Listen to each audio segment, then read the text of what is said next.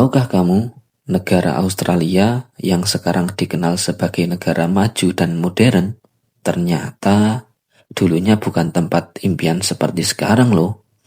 Bahkan, Australia pernah menjadi penjara terbesar milik Inggris. Wow, lalu siapa sebenarnya penduduk asli benua ini?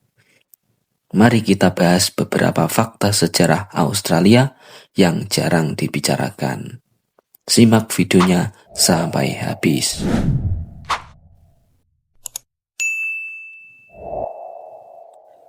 Jauh sebelum bangsa Eropa datang, Australia sudah dihuni oleh suku aborigin sejak lebih dari 65.000 tahun yang lalu. Ini menjadikan suku aborigin sebagai salah satu peradaban tertua di dunia.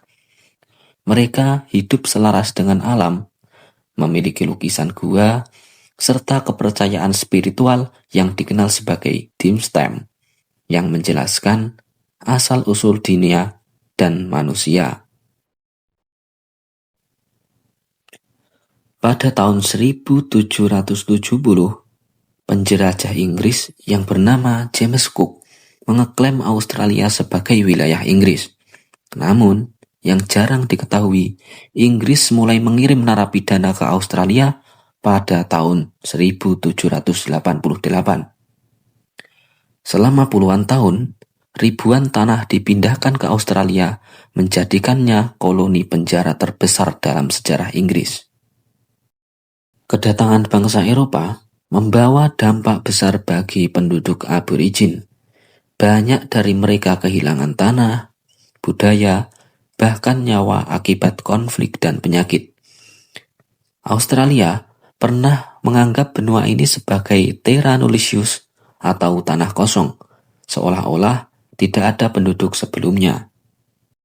Australia memang membentuk negara sendiri pada tahun 1901, tetapi secara hukum, hubungan dengan Inggris baru benar-benar terputus pada tahun 1986 melalui Australia Arch.